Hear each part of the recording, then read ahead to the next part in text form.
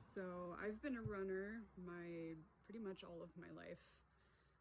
My parents got me addicted to it from a really young age. It's my favorite and best form of therapy. It keeps me in really good shape for my job and overall just makes me happy. But something that has been an issue that entire time that I've been running is not feeling entirely safe. I've always carried pepper spray. It has helped me in the past. Occasionally I would carry rocks. But lately I just feel like in certain situations that wouldn't be enough. Typically while I run, especially in the summertime, it's usually my sports bra, a light shirt, spandex shorts, and that's it. So it's a lot more difficult to conceal. And you could put it in a waistband of shorts while you're running. I just personally feel like that is not the best solution for me or option. So the harness was an excellent remedy for that. It's extremely snug. It's very safe. I got a little bit of footage for you on that. And I just feel like the more we kind of talk about these topics and share our ideas and real life situations on it, the more we could be open to participating in these things, I'm all about folks, especially women, being able to recreate alone. And I typically run alone. And I think it's important to feel safe and secure when you're doing those things. So here it is, and I hope you enjoy. So this is how the chest harness looks with my 9mm secured in it. I think it's really important to mention here that safety, security, and functionality of an item like this is far superior of a priority than making something fashionable and cute. I've personally come to find that feeling safe on a run for the first time in my life is a pretty nice trade-off for my neighbors thinking that I have a cute outfit on. So I've got Phil here to give a proper description of the chest harness, how he made it, why he made it the way that he did, and how he would do it differently in the future. So first things first, we have a clear and empty firearm that I'm going to use for demonstrations. I don't have a dummy gun, so we're going to treat this as clear. So the way I built this was for a 1911 pistol, and so there's particular features that are 1911 specific, which is this snapping over the top of the firing pin.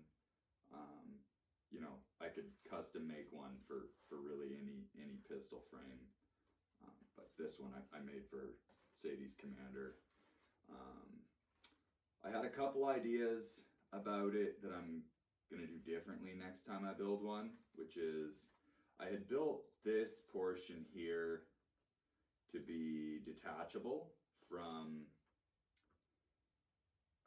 the strap. So all you'd have to do is untie this thong and pull the thongs through the strap eyes, and it would come apart 3 different ways. And it was with with a woman in mind, not particularly wanting to pull or tug at hair or whatever fixture she's currently using to hold said hair up. It kind of turned into a useless feature that she doesn't use, but I feel like it was a sound idea. It just didn't work out. I lined the inside of it with this, and this is a shorn fleece that they tanned on the hide, and so the nap is maybe about an inch long, and it kind of compresses over time, but it's the leather is very, very thin. So I sewed that to a piece of cow leather, you know, thick cowhide. And that was just for padding. I know that chafing around sensitive areas can be quite an issue for anyone. So I definitely thought that that would be an important feature. And it's looking like in the future, if this ever wears out or she needs another one for a different model of pistol, that plate is going to get significantly larger, which seems like, oh man, this thing's going to be even more bulky. But like the bulk will remain the same, but it'll just displace more surface area and reduce opportunity for chafing. So that's going to definitely, this was a beta model, you know. I also built it with 2 straps to tighten or loosen around the diaphragm section, the rib cage section. And I think in the future, depending on the person, might go down to 1 of those, because it doesn't really matter for putting the tool on, taking the tool off and putting it on. But it seems a little much.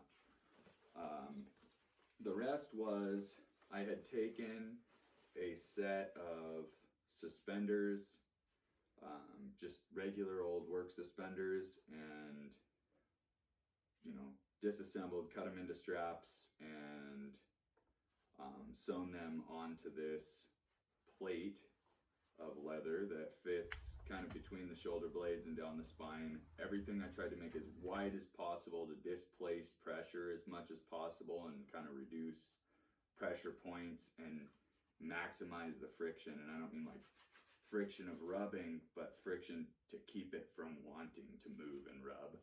And it seems to have worked.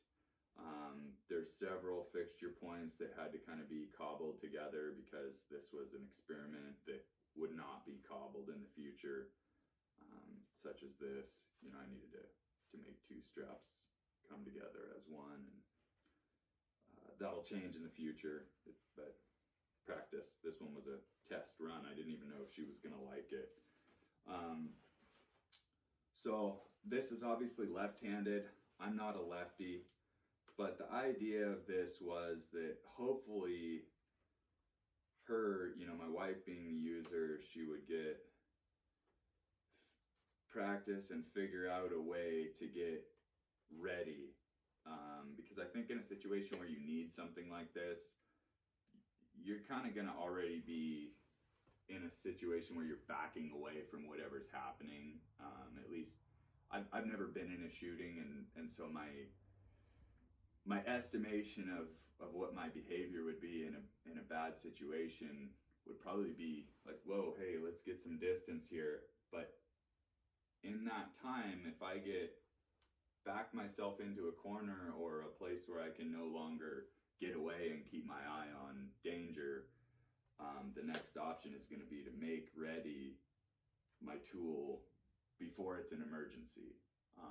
And that doesn't mean I'm going to go waving the thing around, but I'm definitely going to make ready my need for the thing. And so I just tried to make it, you know, where it's fixed. It's definitely not going to go anywhere, slide out while running, but if you need it, it's going to come pretty quick. So, you know, I built it with basically hiking, biking, running, jogging, you know, any sort of those activities in mind. Maybe a fishing trip, because I personally do not like carrying heavy iron on my belt. It starts to weigh me down. It doesn't feel good. I don't like it. And so anything I carry is typically in waistband, appendix carry, or I would move forward with a chest rig now that I have felt what this feels like. Because believe it or not, this fits me as well. It's so adjustable. It doesn't fit me well, but it wouldn't take a ton of adjustment to build one that fits me perfectly. But mental comfort, I feel a lot better carrying a handgun than I feel not carrying a handgun, because we unfortunately live in a world where there's big guys with clubs, and I don't want this world to devolve into the biggest guy taking what he wants from people. So that's kind of the long and short of it. It can be better. I definitely think that a model for a customer would be built a little bit differently. We got custom options available, and that's the basic idea. So here's what it looks like when I'm going for a run. So I'm about 2 miles into my run. Hasn't budged. No adjustment needed. Comfortable. Granted, took me a couple of runs to get used to it, but like I said, it's not going anywhere. As you can see, the harness is safe and it serves its purpose. And as Phil was saying, it can absolutely be used for more things than just running. Mountain biking, gardening, going for a walk, hunting, you name it. The purpose of this video is to display that it is possible for you to feel more safe doing activities alone or even with friends. I hope that this can at least start conversations at your dinner table. And if you are interested in having one of these made by Phil, don't hesitate to reach out to us. All right, guys, stay safe out there and have a lovely day.